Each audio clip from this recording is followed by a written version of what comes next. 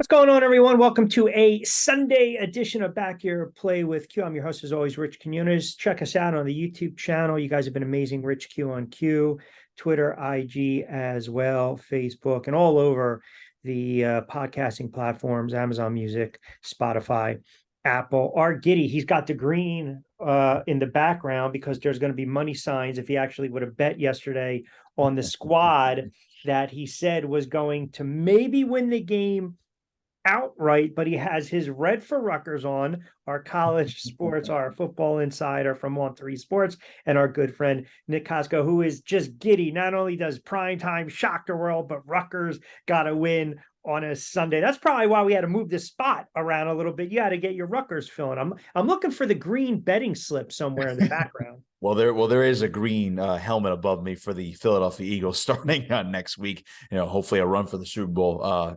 For my fandom. But yeah, it was a wild Saturday to say the least. That was actually my assigned game on our On3 news desk yesterday, so that was obviously very exciting to watch. Rich, like I told you the other day, I thought this team could legitimately cover against TCU. I did not pick them, and I probably should have.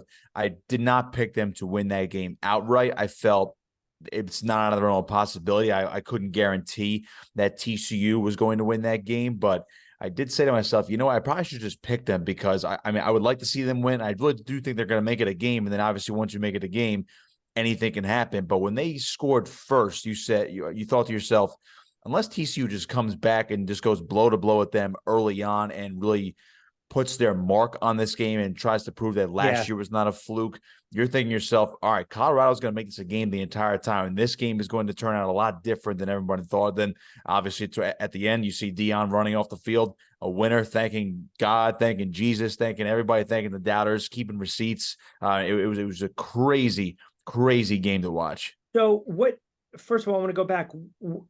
Again, you're picking a game like you're betting, right?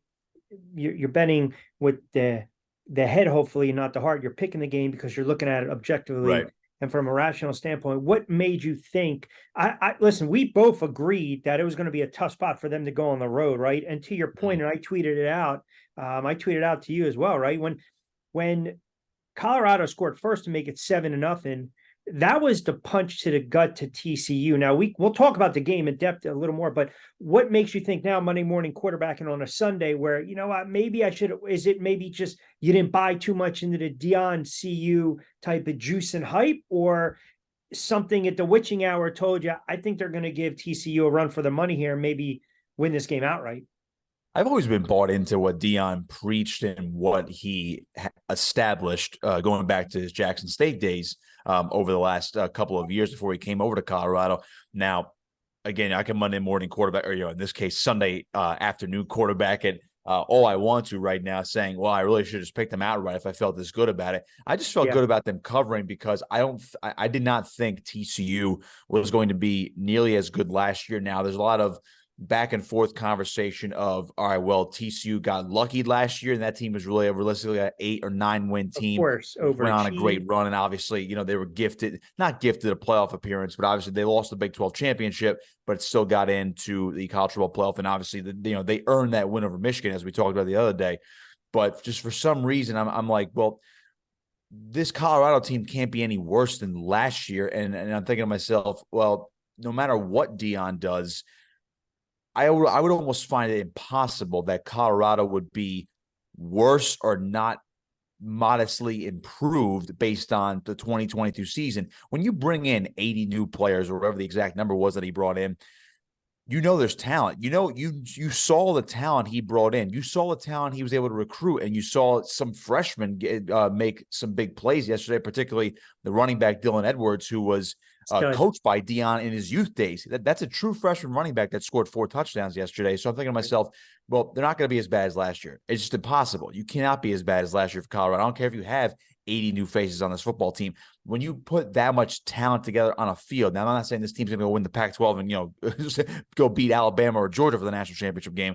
But when you put that much talent on the field, you're thinking to yourself, this has to be good in some spots. And then that's why I said, well, 20 points is a lot. 20 and a half points is a lot on a line to make a bet on TCU to cover this. And I'm thinking, and then I said, well, if put all these factors together, Colorado's going to make this a football game.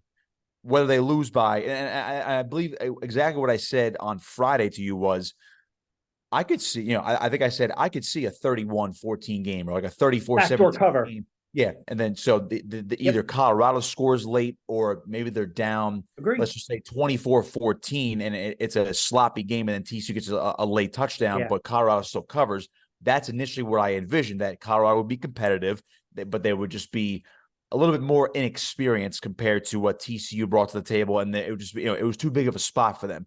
That's where I was wrong, but covering the game, I did feel pretty confident overall. Fair points. Nick Costco from On3 Sports at Nick Costco 59 jumping on board. A Sunday edition of BYP with Q. Rich Quinones here. Appreciate everyone. Always the engagement, the banner, the comments. Keep the subs ripping and rolling as we've got a lot of content to get into. Talking some college football on this Sunday. Yeah, and to your point, I mean, listen, the kid Edwards remarkable, his son remarkable, the Travis Hunter remarkable. I mean, all around. When I pulled it up, when this was the quarterback play obviously was the difference, because the kid Sanders throws for 5, 10, and 4 touchdowns, and more record first start at Colorado school. It's record. Crazy. Had his issues. This is a 24-21 Colorado lead, and after they punt, TCU gets the ball back. You have the real bad pick, but now eventually they got the ball back to score. But I thought, and take the lead 28-24, but I think the mark of a good team and a well-coached team opening up the season, no expectations, on the road, and let's, again, not sugarcoat it, TCU was in the national title game. So we can't sit there and say, did they overachieve? Were they? I think it's not giving enough credit to Colorado. Look, TCU got gashed. Colorado was able to go up and down the field against them. But the mark of a good team, I think, was the fact that CU was able to respond each and every time. Now, late in the game, you started to see Colorado to respond. TCU started to tighten up a little bit, and I was shocked that they went away from running the football. They ran for over 262 yards. They averaged about 7.1 on the ground. The other kid, Sanders, no relation, had 3 touchdowns. A little surprised. The last couple possessions, they kept the ball in Morris's hands, and they didn't try to run it. Yeah, I'm looking at the drive chart too, especially when they started trading touchdowns. I mean, and you look at where is he? Yeah, Colorado scored a touchdown. They're up 24-14. Then TCU scores, and then Colorado punts, interception, punts. So it was getting a little sloppy there. Then you mentioned the 28-24 lead. Then they just traded touchdowns at that point. That last drive was just, I don't know what was going on. And, you mentioned TCU going away from running the football. I guess in the end, it really didn't quite bite them in the butt, just because they kept trading touchdowns. But that last drive, right. But that last drive is where maybe you could question the play calling a little bit, where you still had enough time to burn there, essentially. And it was one of those games where who has the ball last is probably going to win, because now they're just trading scores back and forth. So on that side of things, I don't think TCU really blew it necessarily. They just didn't execute well enough, and maybe just, I don't know, I don't want to say cracked under pressure or folded under pressure. That last drive, and I'm trying to remember the exact play. So they're in Colorado territory. I'm reading, and I'll read it right here for the viewing and listening audience right here. They have 1st and 10 at the Colorado 44. They give it to Trey Sanders. He gets a yard. And they give it to him again on 2nd and 9. Now it's no game. So all of a sudden, that's where Colorado said, now we can stop the run. Once they stop the run there, and then Chandler Morris throws an incomplete pass on 3rd and 9. Then they have 4th and 9. He completed a pass. It was basically one of those little dump-off passes, probably his 3rd read. He gets what? That was a 2-yard catch, and then he has to run 5 yards, and then he's short of the sticks anyway. So I think Colorado just ended up playing tight defense at the end of that drive. So I don't think TCU necessarily went away from the run game. I just think Colorado was able, again, this is back to your point, maybe give Colorado a little bit more credit, saying we shut down the run when it was most important. Because if Trey Sanders gets 3 or 4 yards on both those carries, it's a much different game plan at the end of that drive for TCU. Maybe they can eat up more clock, and they start just methodically getting deeper and deeper into Colorado territory, down by 3. And they either kick a game-tying field goal, or they go ahead with the win, or with a touchdown, excuse me. And then you mentioned, I at this point, I forget your other point about Colorado there about they kept responding. And yes, by the way, yes. your point on the fourth down was kind of like what Cousins did in the playoff game for Minnesota against the Giants, right? You got to make the tight end, missed tackles all over the place and try to pick up 6-7 yards. Oh yeah, he had no shot there at that point. No shot whatsoever. You have a one-on-one unless your big tight end is going to make a defensive back miss. You're not getting that first down. But TCU, and I heard people balking about the refereeing and the officiating. TCU just played sloppy, man. If you go back to some of these runs, even by the kid Edwards, who was catching the ball out of the backfield, 135 and 3 touchdowns, running through missed tackles all over the place. That's sloppiness, man. That's not being prepared to open up the season at home against a team for right. And that's a great point, because you mentioned how effective he was as a running back or catching the ball out of the backfield. Yeah. It's not like this guy just torched him running the football and he made guys miss, and he earned those runs. I'm not saying he didn't earn his runs after the catch there, but when you lose track of a running back coming out of the backfield, making those catches and then making guys miss in space, I think the 175-yard touchdown he had, I think he made one guy miss and then ran through 2 defenders who were kind of just standing there. And all of a sudden, his speed did the rest down the sideline, and TCU's left scratching their heads right there. So, and then to your final point about Colorado responding the entire time, that's exactly what Deion said post game, right on the broadcast, and obviously what he said in his post game presser was, don't forget how we respond to adversity. Yeah. And he said, he's basically, again, keeping the receipts there. And I think that was the most impressive thing, knowing that in a big spot where during the game, and I'm talking to all my coworkers, once TCU took that lead at 28-24, their first lead of the game, that's where you said, okay, this is where TCU wins the football game. Correct. Then I'm thinking like, logic says they pull away. Yeah, this is one of the fights that you call, Rich, just back and forth. At this point, it was a heavyweight fight, haymakers, way back and forth. It was a tremendous football game, but I think at this point, you have to give a lot more credit to Deion and Colorado than saying, well, TCU was at fault in this one. It's a fair point. His son, I watched a little bit of Jackson State, right? So I knew they obviously had the pedigree with Deion. He coached them up. They ripped through, the teams that they played, and rightfully so. His son can flat out play, man. The wide receiver was playing wide receiver, and, defensive back, the kid. Travis Hunter. Yep. Hunter can flat out play. I mean, they look like you had 3 of the best players on one team on the field yesterday. Maybe you can argue in all of college football. Now, I know we fall in love very fast, right? What the eye see, we fall especially in love with college football. Every week. Of course we do. And I was going back and forth with my buddies on a text thread. I said, listen, do you realize that they had 2 winning seasons since 2005? They've had such turnover. Everyone laughed when they hired Deion Sanders. He basically came out and he said, my son's going to be the starter before the kid entered the transfer portal. He sat in front of those kids in the auditorium and basically, to paraphrase, 85% of you guys, your asses aren't going to be here when we open up the season. So, not only did he talk the talk and walk the walk, but all the other BS is smoke and mirrors. Everyone's got a lot of crow to eat right now because people were hammering Colorado for this hiring. And I text my buddy and I made a joke. I said, it's going to be like Jackson State U.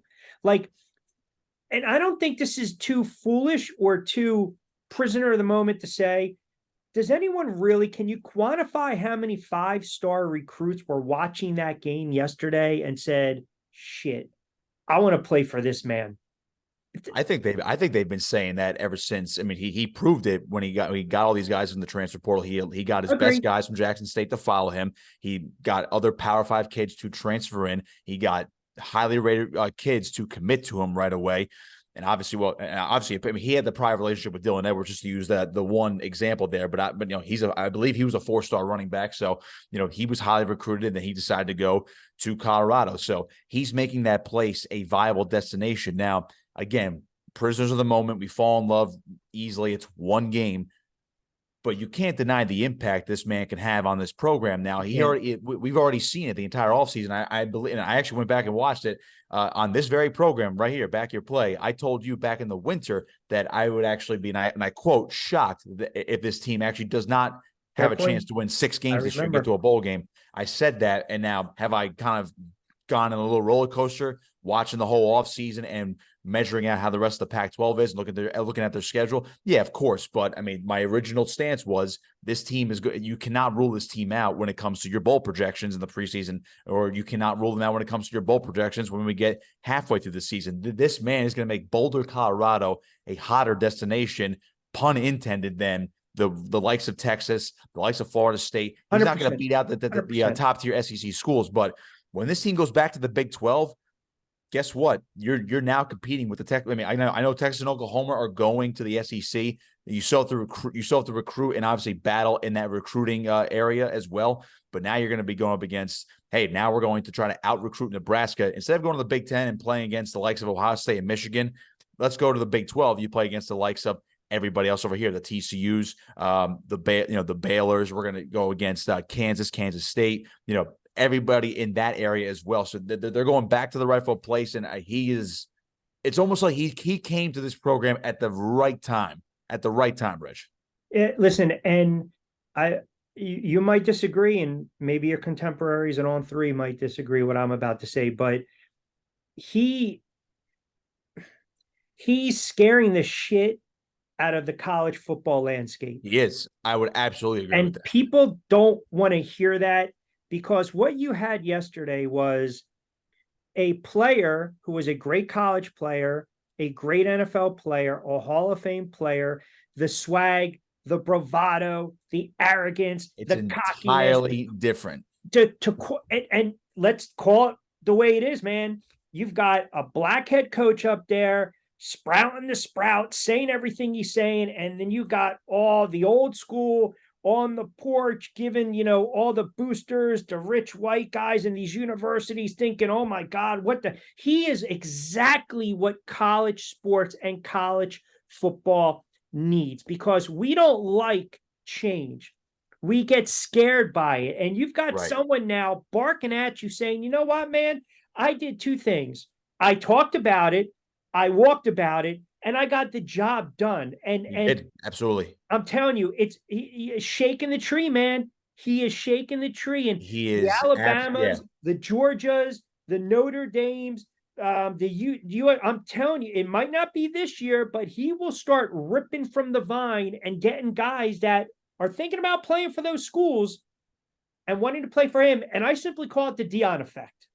It is the Deion effect. I know we've been talking about that since he was hired. And, I brought this up when he first got hired, and we had this conversation about what does this all mean. I mentioned how, especially if this is a successful season, there's going to be other schools who are going to fire who have bigger brand name programs. They're going to say, Deion, what's it going to Coach Prime? What's it going to take to get you over here now? I think, and now it's so hard to say no to money. Obviously, money always talks, Rich. This. I know where you're going with this. Right. But what I can say is, and I'm not going to say he's going to go to Florida State or something like that, but it's interesting because, people called him a Seminole, and he said, he's like, I'm not a Seminole. I graduated from an HBCU. So I think a mentality like that for Deion, there's a pride in it that maybe he is, if this is how he's going to be able to, if he's going to sustain success for a long period of time at Colorado, I think he's going to do it at Colorado. He's not going to go anywhere else. Rick George, the AD over there, is giving him carte blanche. Rick George is going to say, we will do whatever it takes to make this a Midwestern football powerhouse. Don't forget, Colorado was great once upon a time. Now they're going back to the Big 12, where it all began, where they rightly should be at this point, according to most fans out there in Boulder.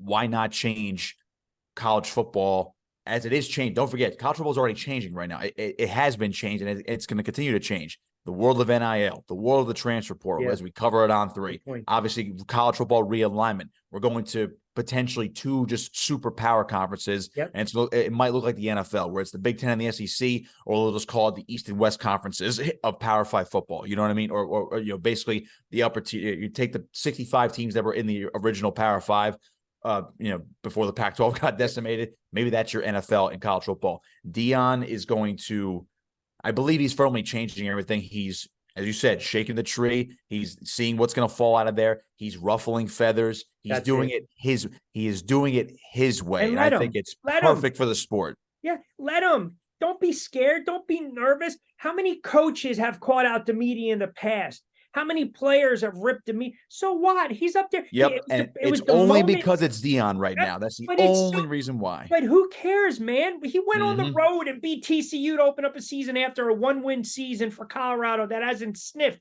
They've had a cup of coffee of success in the last 25, 30 years. And I'll tell you what's fascinating next week, too, when they play Nebraska. And again, that's an old school Big 12 rival. And unfortunately, they're not going to play them year to year, of course, because Nebraska's still in the Big 10. Right. But even though Colorado's going back to the Big 12 next year, that game, it's in Boulder. So Nebraska's coming in, and Nebraska already had a terrible game against Minnesota where I'm not saying Matt Rule looked outmatched, but everyone's like, oh, my God, it's the Scott Frost era all over again. Because of one loss to PJ Fleck in Minnesota.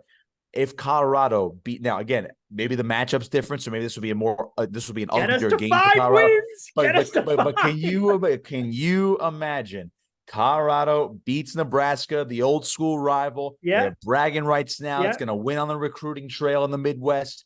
Deion and Colorado are 2-0 after winning a game against a future Big 12 opponent and a former Big 12 opponent in the span of 2 weeks. And this team is 2-0 ahead of before the end of non-conference play, and of course ahead of Pac-12 play. Then you have to suddenly start looking at the Colorado. This team could win 5-6 games. If they win that 16 games in the postseason, that game, it beat Colorado State. They're 3-0. And we mentioned, I believe I told you last week, this team could be 2-1, if not 3-1 at some point. People are going to hammer me. It's already a success. It's already a success because they bought in. All the talk is about them in the positive light. He's won. He's won already. Yeah, shaking the tree, as we say. But as he said, he's not done. He said, he said we're here to win. Yeah. Well, that's one down. And I'll tell you what, in his mind, a 6-6 season is not good, obviously, because he's a winner. He's won in everything he's ever done. Yeah. And people forget, he uses that a lot. People almost forget how great of a baseball player he was. So he has literally won at everywhere he's gone. College football, NFL, baseball, coaching. You just mentioned television as well, and now he's winning everywhere. I watched every snap yesterday, and it seemed like the game went on for 5 hours. But also every commercial was like with Deion. Like they know exactly where the bread is going to be buttered. Thank you, Indiana, for spitting a bit. Thank you, friggin' South Carolina. I don't know what the hell that was in the post game. Let's choke each other. But everything else. I thought you were about to reference Shane Beamer blaming the chain guys for eating a hot dog as the reason why South Carolina lost that game yesterday. And I told you on Friday, it's not that I don't buy into South Carolina, but I'm not selling them either. So I'm indifferent. I think that game yesterday just proved my point that, I know Drake didn't have a great game, but you take the better quarterback. And Spencer Rattler actually played pretty well last night. He played, he threw for over 300 yards, but he didn't throw a touchdown. And South Carolina's offense, for some reason, just couldn't get it going. In North Carolina, again, to me, the better team. They won, and they win that rivalry game right there. But again, the Shane Beamer, Spencer Rattler thing is just, I don't know. It's constantly throwing me off, Rich. It threw me off last year, and it's throwing me off again. I'm telling myself, don't buy into the hype. Don't buy into that hype down the stretch, end of the season last year. Just wait and see. I want to see with them after 4 games and see where they're at. But I in my heart, in my good conscience, in my brain, I could not pick them last night. So God bless you for taking the bullet there. And trust me, I did. I'm hoping to make it up in a couple hours with my FSU. LSU pick, which I already told you we discussed. You like LSU, I like FSU. Right, could be going to be a good one. At least on paper, that should be the game of the weekend. Every other game, we knew all these games. I mean, listen, Michigan, Bama, Penn State waxing West Virginia, Texas, USC, they all won big. Oregon, I mean, Jesus, quack, quack, quack, 80 something up. I mean, are you kidding me with that? You hit a it's year's worth of overs. You're telling me they can do it by themselves, and they might be able to do it all year. I can tell you that. So, I mean, again, overall, we really didn't see many surprises, I would say, over the weekend. Aside from the Colorado game yesterday, everything kind of just went as expected. Yeah, 100%. Everything. I mean, it's funny. Did we not talk about that Boise State Washington line, 10 to 12 to 14, and they lost by what, 37, 56? Yeah, 56-19. Washington dominates. I'll tell you, if anything, though, I will be looking at Colorado overs going forward. Based on the way, I mean, again, we know, the old adage was the Big 12 defenses were Swiss cheese, and I think the conference is turning back into that again. After you had the one-off with Dave Aranda's Baylor team a couple of years ago, winning the Big 12, and he preaches him, the former LSU defensive coordinator. So you knew that was going to be a defensive-heavy team. I think the Big 12 is switching back to offense only, but I mean, I would say, and of course, we know the Pac-12 is a lot of offense with all these great quarterbacks. Everyone was talking about Caleb, and rightly so for Caleb Williams, but Bo Nix, Michael Penix Jr., guys like that. Even at UCLA, there might be a little bit of a quarterback controversy now. Ethan Garbers was the starter, but then now the 5-star true freshman Dante Moore goes in and sparks the team to a win in the season opener. It's time to actually really talk about Shedeur Sanders and how good he can be. We knew he was good, but at the Power 5 level, go up against those bigger defensive lines, better and faster secondaries. I'll tell you what, Shedeur Sanders. And I don't know about you, Rich, but every time I watched him throw the football yesterday, I mean, he was deadly accurate yesterday, but also missed one early. He missed one, but then he was plagued by a couple of deep passes that were drops. But also, I mean, it didn't look like every time he threw the football, it looked like it was slow motion, and all of a sudden, it's a perfect throw. He doesn't need a bullet arm. He has timed his throws perfectly yesterday for the most part.